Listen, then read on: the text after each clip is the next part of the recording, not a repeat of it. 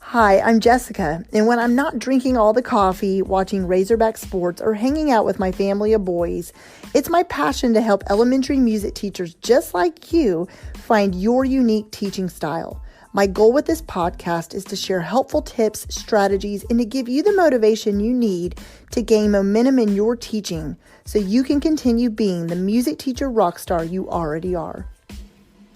Hey y'all, welcome back. Wow, that was a big old y'all. My Arkansas is really coming out today. So in episode 15, if you have not listened to that episode, that was a while ago, but I talked about making your students feel welcome in the music room. And so that's a really good episode to listen to after you listen to this one, of course. And today in episode 61, I'm going to talk about how to build relationships with your students as the music teacher. I get asked this question a lot, and it's a little overwhelming. Having every child in your school, some of you work at schools where there are two music teachers. A lot of you are the only music teacher. You have maybe 100 students or up to 1,000 students, whatever your situation looks like. It is overwhelming trying to form a relationship with that many people, whether, it's students or your colleagues or whoever, your parents in your school. Today, we're simply going to talk about your students, but it gets overwhelming. How do you do it? How do you connect with these kids when you see so many of them? So we're going to break it down today and give you some simple steps into how you can really form relationships with your students.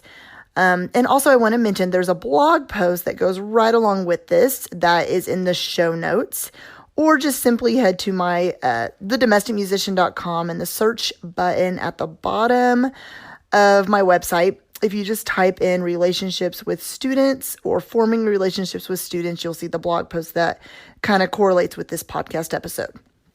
So without further ado, I'm going to go ahead and just jump right in. The first thing I want to mention is that it takes time, okay? I feel like people forget sometimes that relationships, no matter what relationship you have in your life, take time. I'm going to give the example of like my marriage, for example. I'll just use my marriage because that's the easiest one for me to talk about. If I met my husband the first time I met him and he asked me to marry him the next day, I'm going to tell you right now, I would have run for the hills. I didn't know the man. We had to get to know each other, develop a friendship, and then date and get to know each other. And then, and then it developed into love. Well, the same is for your students. Whether you have seen your students for 5 years now, maybe you've had them all the way from kindergarten through 5th grade. Actually, that would be 6 years. Or you have students that are brand new to your school, or you are brand new to a school. Relationships take time. They just do. There are going to be students that if you have been at your school for a while and you've been seeing the same students, coming through every year that you have not connected with for whatever reason. And let's say you've known them in kindergarten, 1st, 2nd grade, and now they're a 3rd grader. All of a sudden, this child kind of turns a corner and starts letting their guard down a little bit, and you can start kind of getting to know them a little bit. So relationships take time. That's the first thing I want to say. So don't rush it right away and expect you to have a relationship with every student the first month of school, because that's not realistic. And it's just going to take time. Some students, depending on their personality, will connect with you quicker than others because they just do. And also on top of that, some students will connect with you more than others because some students thrive in music. And that is just where they, they just love being in music class. So for them, connecting with you comes easier. So it just takes time, okay? The second thing I want to say that is so very important in connecting with your students and forming relationships is to make it a point to learn your students' names. And you're like, I have a class list of, 700 to 1,000 students.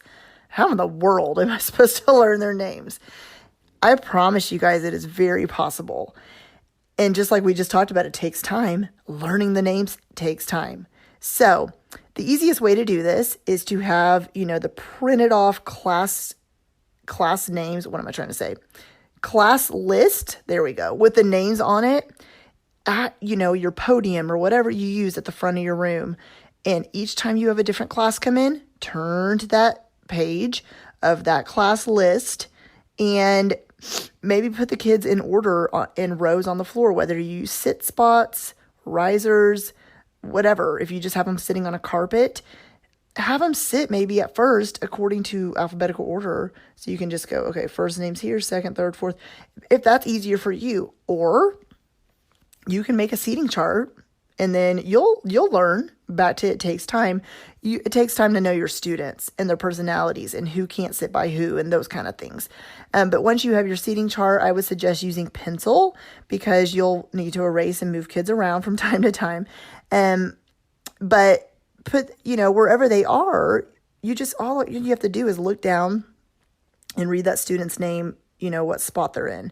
And then, oh, this student's over here, what's their name? And then it's already written in a box.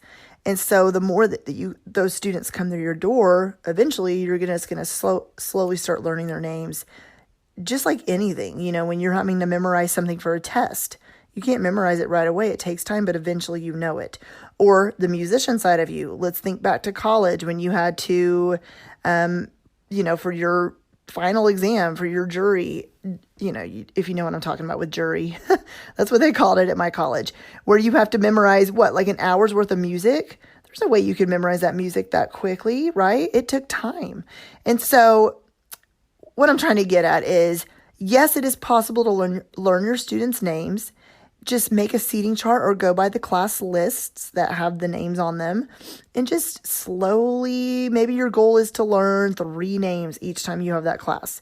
And then the next time after you learn 3 more, you'll know 6 names. And then the next time you'll know 9 names. Or maybe your goal is 5 per class period to learn names. But like I said, if you've been at this particular school for a while, you'll already know a lot of the students' names. And so you'll just need to learn the new students' names. But on top of learning students' names, it's really important to learn them correctly.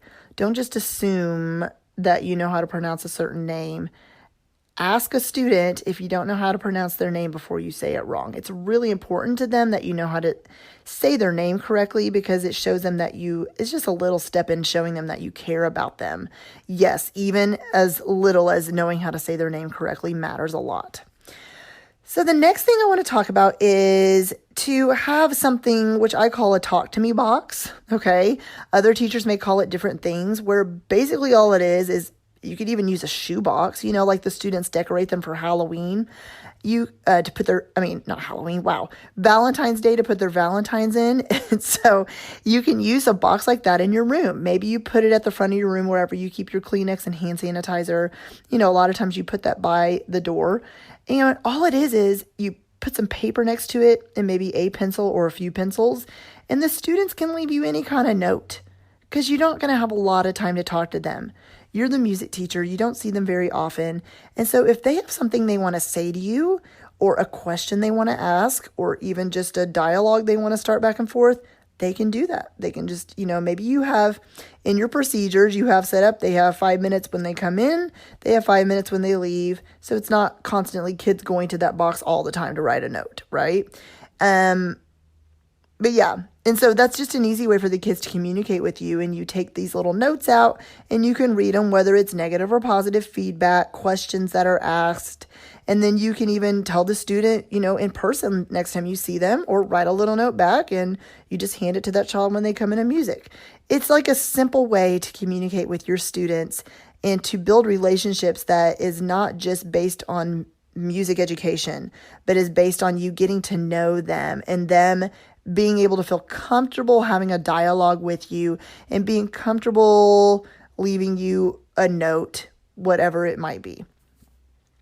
And the next point is, this is exactly what I just said, is to talk about things that are unrelated to music. Yes, I'm serious. Maybe it's the first 5 minutes of class. You are leaving time at the very beginning of class where students can tell you what they ate for dinner, what they did after school yesterday, whether it was football practice, piano lessons, went to a park. They can tell you what song they listened to on the way to school that morning was, tell you about their latest vacation, tell you about their pet, what their pet's name is, whatever. Kids love to talk. Not all kids. I have in my personal life, I have a son who does not like to talk much, but I have one that is like a blabbermouth. And this is the same way with students. You're going to have some kids who are like, I'm good. I don't need to tell you anything. And some who want to talk to you all the time. So give them time. Or maybe it's just 2 minutes. You have time at the beginning of class to just let them tell you something. And maybe you limit it. Hey guys, I only have time today for 2 or 3 kids to tell me something. And if you got a turn last time, we're going to let someone else have a turn. Remember, I have the talk to me box. If you don't get a turn to tell me in person, put a little note in there. All right. So just connecting with them and letting them know that you want to talk to them. You want to get to know them as human beings, that you really do care about them as people, and let them tell you things that are unrelated to music. It's important to them. They care about it. Maybe it's not even in the music room. Maybe it's in the hallway. Maybe it's on the way back to their classroom, or maybe it's as they're lining up for waiting for their teacher to pick them up. Maybe it's after school if you have bus duty or car duty, letting students talk to you. Maybe it's before school, before they walk into their classroom. You make it a point to visit certain points, different areas of the school building, and you're just letting students talk to you or saying, good morning, how are you? Little connection points like this really, really go a long way. They really do. So another way to connect with your students is the simple way of just saying hi. You're like, what? And what I mean by this is, are your students walking into the music room and you're just scurrying around to finish? Or are you waiting for them by the door? Are you saying the word hi, hello, give me a high five, how are you today? Welcome back to music. It's so good to see you today. I'm so excited to have an amazing day in here today. Are you welcoming and inviting them into the music room and smiling and happy? Are you looking like a frazzled mess and they're kind of not knowing where to go or what's going on? Or, they're wanting to say hi to you, but you're not there and the teacher's poking their head in the door waiting for you to come over there to get her kids.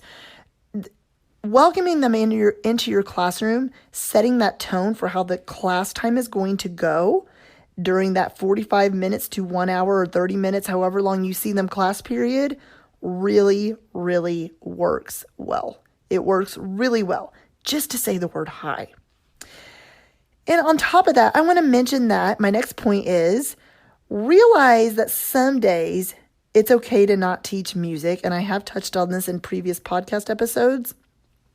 And because sometimes here's what's going to happen.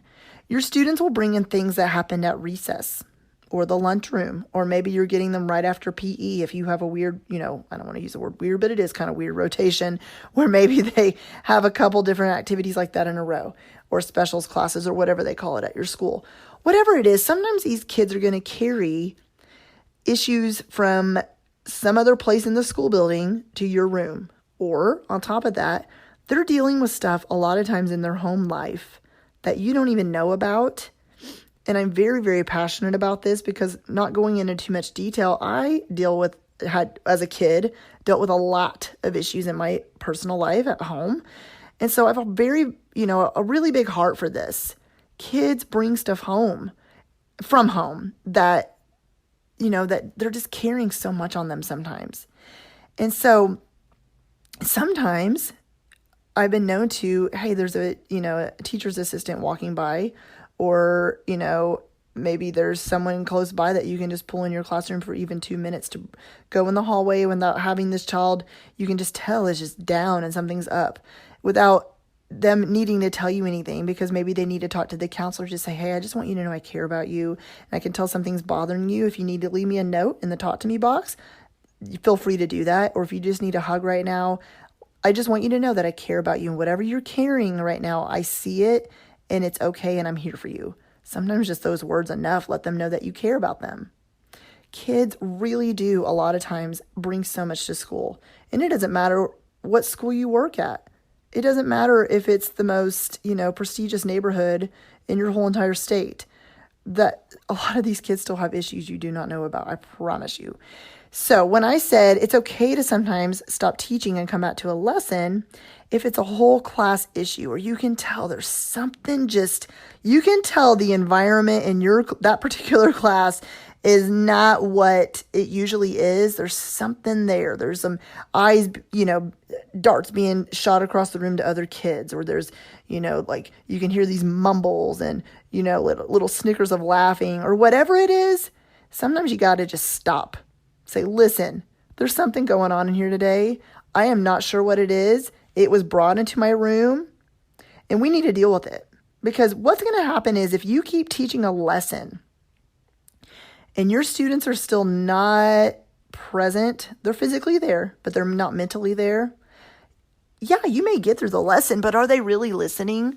Are they really getting anything out of that lesson? Are they going to remember the lesson? Are you going to be able to extend the lesson next time you see them? Or are they just totally needing to deal with whatever's going on in that room? And a lot of times it's just a matter of talking it out. Tell me what the problem is. Well, little Johnny said this to me at recess, and then he has his friends backing him up, and his friends are backing the other little boy up, and somehow the girls even got involved in this issue, or they may have their own issue, and you're like, okay, so let's deal with it. You need to say something kind. Let's say something kind to each other. Why is he bothering you? What happened? How did this start? And you're having a class discussion like that. I'm telling you guys, a lot of times it'll take maybe 5 minutes. Getting it out in the open, speaking the words that need to be spoken. They deal with it, make them shake hands, make them hug it out. Yes, even the boys, which is kind of funny sometimes because they hate that. So they don't want to bring those issues into your room because they're like, Miss Presta's going to make me hug. And then anyways, just a lot of times having open dialogue. Hey, what's a better way we could have handled this situation? What's a way to make sure we don't get so angry about that? Talk to them. Let them know you're there for them. Then a lot of times you'll be able to continue and move on the lesson, and you're going to notice a happier class. Now, am I telling you to do this all the time? Of course not. You don't have time, and you don't have to do it with every single class that day. But there's going to be sometimes, especially with your upper elementary kids, that they come into your room and there's just something off. And a lot of times it just has to do with when you get them and what point of the day you get the kids. I notice a lot of times the kids that come in right after recess, that's when you have a lot of the stuff come in. And so just deal with it. Don't ignore it. Deal with it. Let them know you see it, that you're aware something's up. If it's an individual that's just having a bad day, let them know, hey, just whisper in their ear, it's okay, something's up. I know you just need some time. Why don't you go sit over here and just take a break for a minute and then come back and join us when you're ready. And that way they're not pouting the whole time and getting other kids involved. All right? Okay, let's move on. So the next thing I want to say is you are going to have students. This goes back to the forming relationships part of thing, right? We talked earlier about how there's students who are easier to connect with than others. There's going to be those students who talk to you and love coming to music and are so excited to be there. And then you're going to have students who a lot of times they're the ones acting out. And I have another podcast episode and I can't remember what number it is. And there's a blog post about this too, about, and I think I named it how to deal with the behavior child, the behavior problem child in your classroom. And I don't like labeling them as that, but I didn't know what else to call it. But what I mean is a lot of times these kids who act out, they're just needing the most love. And that's the honest truth. You're going to have kids who sometimes are quiet and don't want to talk to you. But on the flip side of that, you're going to have the kids who come in and they are intentionally breaking things or trying to. They are always trying to get in a fight.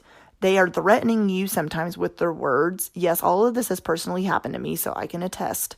A lot of times these kids, school might be the first place they have ever had structure, a routine, procedures expected of them, been told the word no. And so a lot of times they start acting out because it takes them a little bit longer than some to realize that you do love them and care about them. And so am I saying to just let that child cause a, ruckus in your room? No way, Jose. What I'm saying is, first of all, sometimes, and of course in the heat of the moment, you can't, you don't have time to reflect like that. But a lot of times you just need to realize that this child is acting a certain way sometimes because there's a hidden reason. And sometimes it just takes time to chip down that barrier that might be there causing the anger, or to just make sure that you, in the episode I told you I recorded about what to do with these children, is maybe give them a special job in your room. So if they have something to do in the room, maybe they're always your instrument passer outer. Maybe you put them in the very front of the room because you want them to be next to you, and you're like, hey, you know what? I really need you to go grab that off my desk. Make them feel important, even if it's the simplest of things. Maybe they're always the one walking by you in the front of the line, and you get to have conversations with them as they're in line real quick. Maybe their job in the music room, because you're not going to have as many things to hand out as a regular classroom, right? But maybe you are doing something where, they each get a rhythm worksheet or whatever it is that day and a pencil. Maybe this child gets to hand it out. Every single time, no. But every once in a while, you're like, hey, I really want you to help me out today. Can you do that? Or maybe that you always intentionally put this child by students who are your positive kiddos, who are going to uplift them and encourage them. And in the music room, make it a point to always have the kids say nice things to each other and uplifting words. And maybe, something they like about that other child. Maybe you incorporate it into a lesson, and make sure that, just remember, of course, this is easier said than done. But a lot of times these kids who act out and are the ones needing the most love are not just doing it in your room. So the main thing I want to say about that too is make sure you don't take it personally. I know that's hard. I know that you are wanting to, I'm doing air quotes, fix this child, but a lot of times it's completely out of your control. So a lot of times just pray for them. Maybe not, you can't in school, but pray for them when you're on your own. Maybe you're writing down notes of things you can do to help this child. Maybe they have some kind of, trouble with controlling their body, controlling their anger issues. So you have a quiet spot where they can just go and just give them some kind of music activity to do so they can just calm down a minute before they can come back and join you. Because it'll just keep escalating and escalating and escalating. But on top of that, maybe, like I said, you can slip them a sweet note.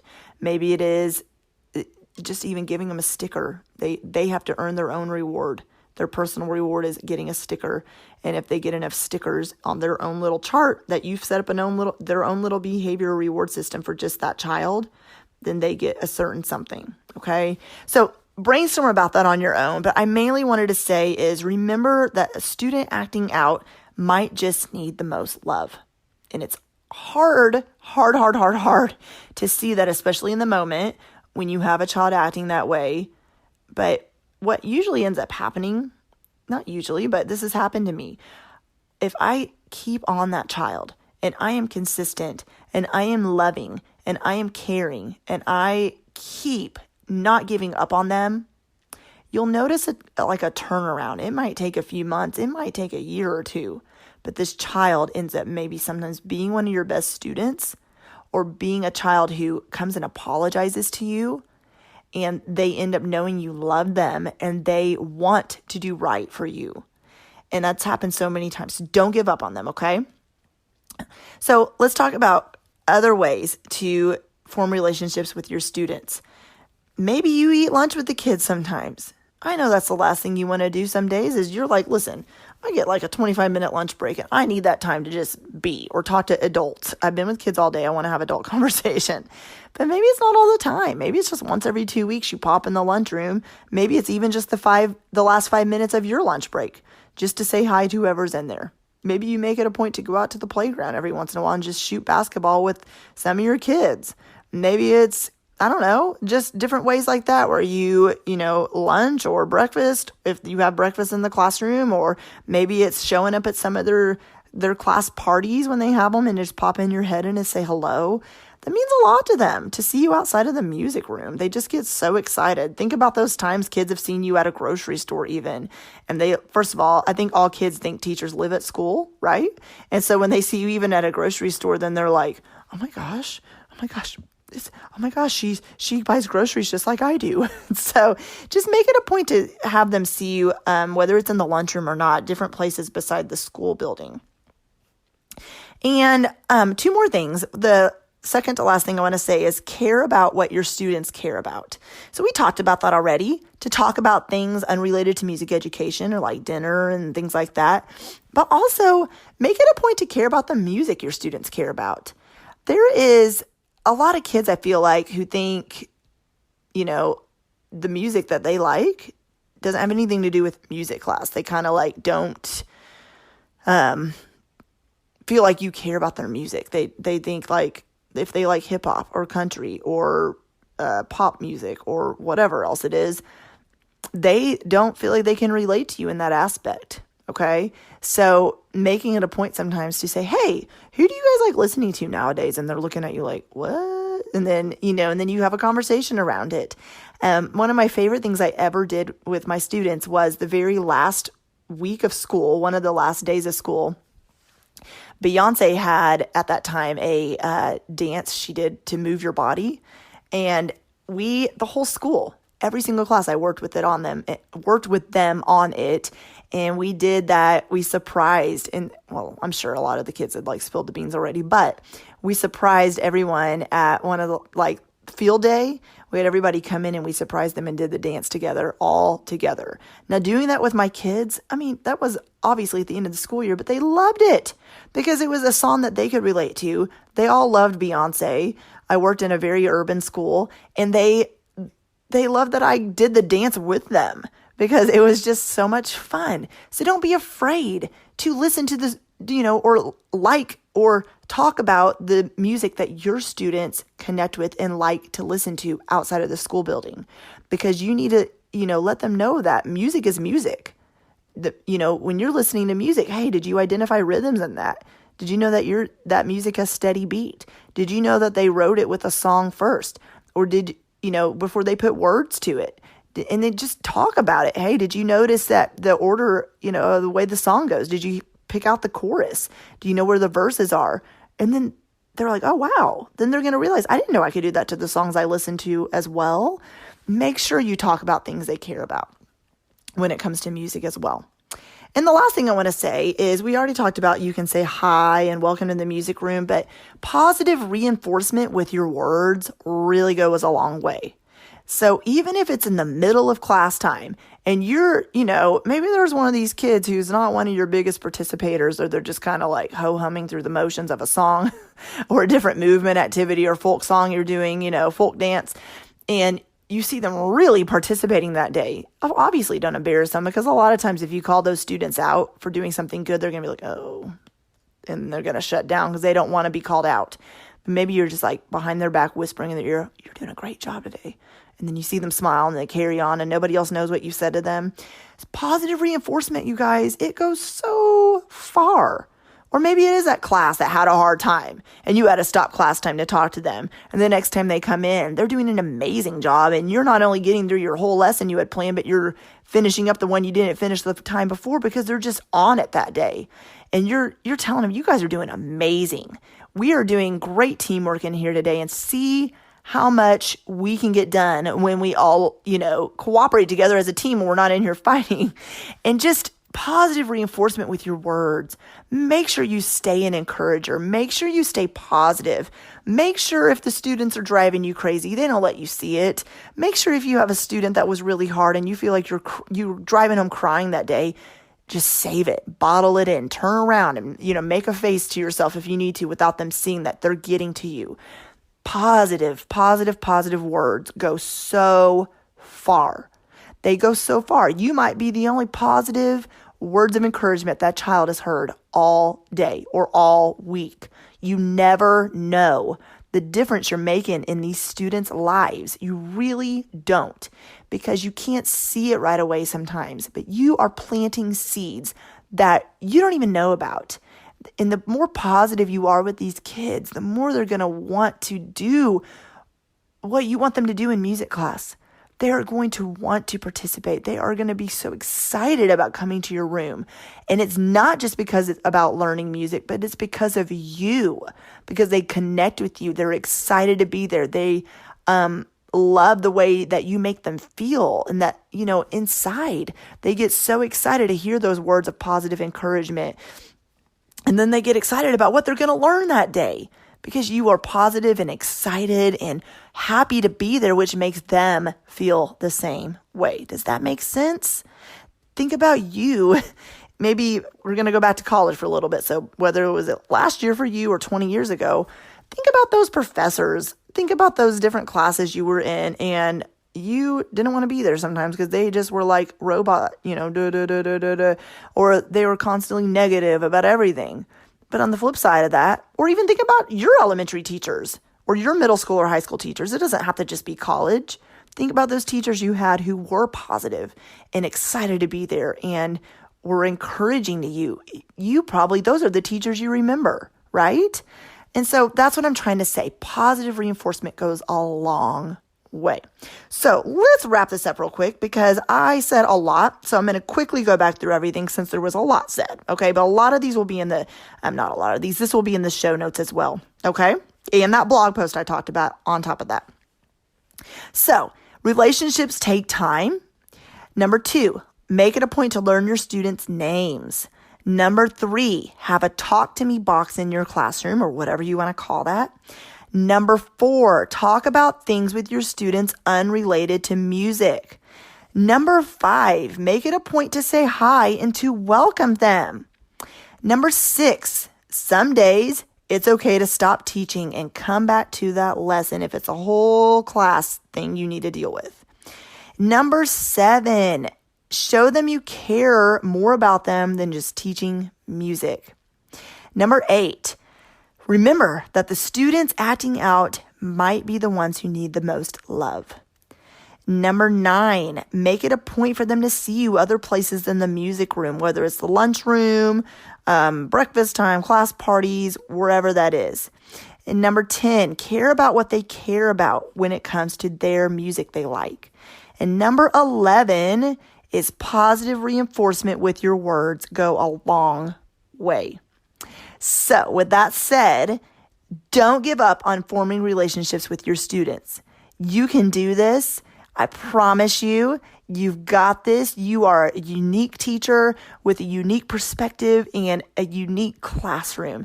And no one else can teach your students the way that you can. You've got this. You are going to do an amazing job forming a relationship with your students. And if you got something from this episode, I would love for you to tag me on Instagram at Jessica Peresta and let me know what you think about it. Share it with your friends that you know that need this. And I will be back on here next week. Have an amazing week. Thank you so much for listening in to the Elementary Music Teacher Podcast. Be sure to subscribe to the podcast so you never miss an episode. And while you're there, I would love for you to review the show and leave a rating on iTunes.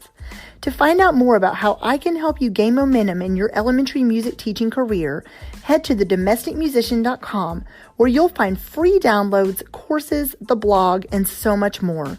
Continue teaching music and never doubt the impact you're making each and every day in the lives of your students.